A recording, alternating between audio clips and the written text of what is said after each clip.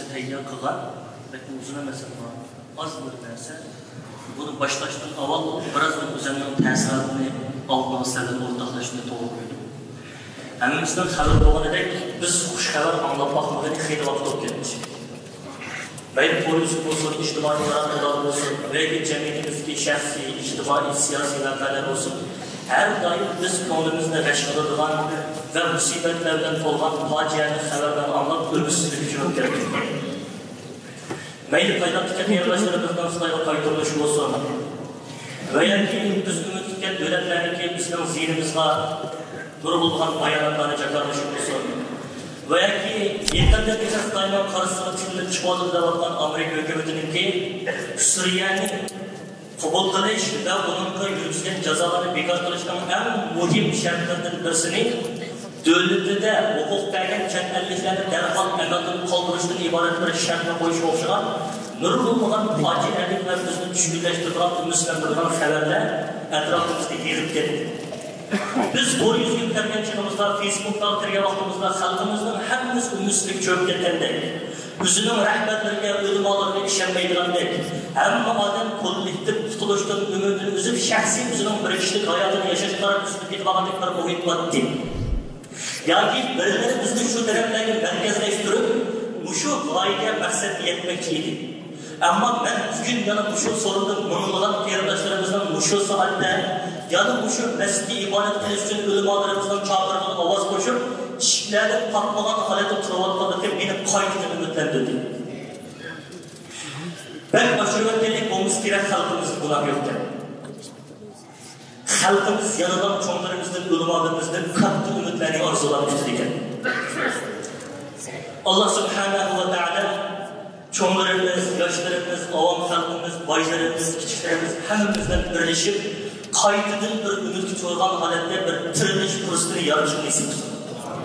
Ben bu şu ümit bilen belki nurgun sahvelikler barış mümkün çünkü ciddiyle yazıp bunun bazı bir kısmını şu bahçedeki çayxanada oturup gezip tamamlagan oldum. Ama temisini okuşardık, bunun maksatı teknik düşensken diyen ümidim ben. Yani bunun yazmanın temisini yemeden tiriliş çağırmak diye koyulan edim. Çünkü ben ümitlengen olsam mı, ben ümitlengen olsam mı, ama doğru yüzündeki nesne tarafı halkımız korkuladı, ümitsizlik, emni içtimai sorunlardı, çöllere bağlayımız diyen bazı hıyarlarını keşfet kalmagan edim. Yani sizlerden ümitlenip, her bir kıyırdaşlarımızdan meyli boylarımız olsun, bayan Krishnalar paranlaşma söhbetleştik. Nurgul jıraq gelen kelgen, muşuz şığılışlıda nurgulluğun musabren besip kelgen kıyırdaşlarımız hem varken. Allah subhanahu wa ta'ala şu niyetlerin alı katlı bir ecirleri versin. Allah subhanahu wa ta'ala bayan biletek müşek besip kelgen her bir takmalarını cennetteki vesile versin. Aziz kıyırdaşlarımız, bugün biz Nam aydın evzel olan bu gecede haram bulutta emas, belki bizni yoruq ekip baradıgan ilahi nuru telmurib oldurupdunuz. Tarih bizde şunu jakarlamadı ki, biz tümegin aciz edik. Ama bugün ümit varımız. İnşallah erk çokum g'olib bo'lamiz. Çünkü acizlik bizning mengülik taqdirimiz emas. Belki bizni texnik güçlendiradigan ve güçlü layık qiladigan Allah'ın bir imtihanidir.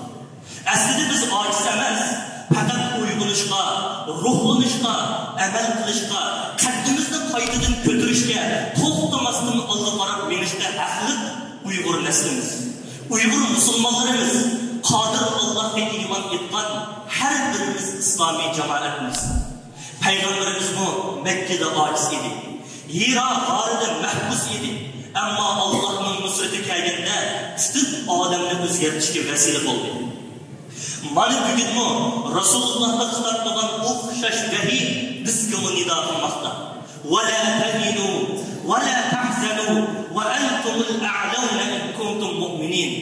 Bo'shashmanglar, g'amkin bo'lmanglar, agar mu'min bo'lsanglar, cho'qim ustun bo'lasizlar. Balki bundoq desak, shayton qulog'imizga asta holda qani sening bu ustunliking. Hozirchi bu atmag'in yaqinda ko'rimiz deyishi mumkin. Bizni turli vahimalar, shubhalar bilan qo'rqitishi mumkin. Ammo lekin biz qarab boqaylik. Afg'onistonda nima bo'ldi? İnqilab qilganlar 20 yillarcha o'nkirlarga badal qilindi. Ammo mag'lub bo'ldimi? Yo'q.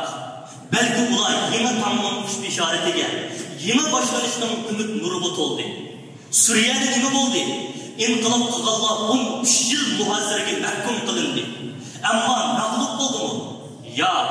Belki musulmonlarning katta shaqqatiga, g'albi tantanasiga, islom dunyosining uyg'unishiga vasila bo'ldi. Mana bugun butun dunyoda islom qaytadan kuchlanmoqda. Atom bombasi, tank zambirak o'qlari bilan emas, balki eng avval iymonning kuchi bilan kuchlanmoqda. Düşmanlar bizni Qur'on tosh ostiga bostirmoqchi, toshlari bilan yanjimoqchi, ammo ular bilmaydiki, Rabbi tarafidan sug'urilgan ojizona urug'lar toshlarni yerib chiqib, po'raklab gullarni ichiradi. Qur'on tosh ostida ming-minar giyoh, quyoshning mehriga u shuncha tashlar, va lekin yo'lini to'sar Qur'on tosh, o'tkazmas zarra nur, tamsu hatta. Qur'on tosh ostida shohlaydi giyoh, fasllar mehriga qilib tantana, tog'lardek mushkulni yemish tas emas, bo'lsalar jasorat, kuchlik iroda. Aziz qarindoshlarim, ziminni tavlatadigan inqilob bisib kelgan dengiz toshqinidan emas, balki qatr-qatr yomg'irda tushib, har bir qalbda iymon nurini baqlab turishdan boshlanadi. Bugungi dunyo go'yo payg'ambarimiz Makkadan Madinaga hijrat qilishdan burungi vaqtga o'xshaydi. Ko'rinishda mag'lubiyat, ammo haqiqatda g'albaning muqaddimasi. Aziz qarindoshlarim, ikkinchi dunyo urushidan keyin butun dunyo ahli islom kundan kunga ojizlab yo'qolib ketadi deb gumon qilgan edi. Ammo bugun nima bo'ldi? Musulmonlar millionlab ko'paymoqda. Qalblar yenidan uyg'onishga yuzlanmoqda. Bugun bizning qalbimiz qarshi taraf o'ylagandek bomba yasashda, atom ichishda emas, balki qalblarni fath qilishda, ruhni yanglashda, qo'limizda bir tayoq qosimi Yahyo Sinvarga o'xshash iymonimizni tirik tutishdir. Aziz qarindoshlarim, qayg'urmanglar. Agar cho'lda tanho qolgan bo'lsangiz, unutmangki, cho'lda tanho qolgan Hojar onamizga Zamzam buluti itilib chiqqan edi. Qarindishim, hargiz umidsizlanmang.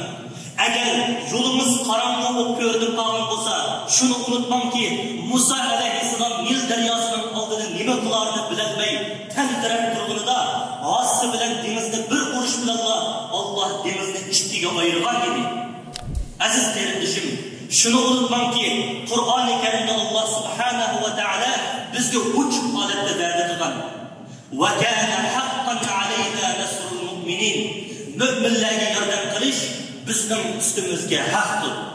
Ammo bu yergi masala, biz haqiqatda shu va'daga loyiq mu'minlar bo'la olamizmi yoki mu'minlar degan suhbatdan barvosir yiroqlashib, yakka holatda va'da amalga oshmadi deb qaqshayotamizmi?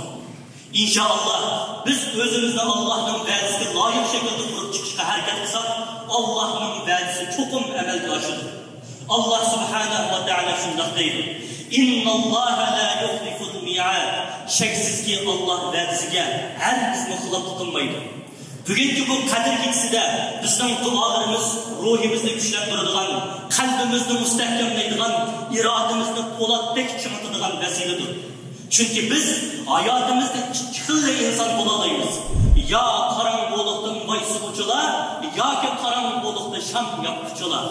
Aziz qarindoshlarim, biz karanlıkta şam yapıdığın, keçidi tanlık tutduğun, kıyınçılıkta ümit izleydiğin, ümitsizlikten möcüzü gibi işlerini kılışta teyyar durgan müminlerimiz. Kalbimlardaki ümit çırığını herkes ötürüp koymanlar. Çünkü biz tam seherden bosu-bosuda turvatımız. Bugün biz deymiz ki, isim qancha iğir bolsa, imanning yiltisi shuncha cho'nqur bo'ladi. Qarangulik qancha quyuq bolsa, nurning parlishi shuncha kuchli bo'ladi. Allah subhanahu va taolo mushu qadr kechimizni har birimizning yangi tirilish yo'liga bosgan taqdir kechisi qilsin. Allah subhanahu va taolo mushaga umitsizlik holatda to'lgan asosda kelgan qarindoshlarimizga qaytadan umidga to'lgan holatda ruhni chiqishni muyassar qilsin.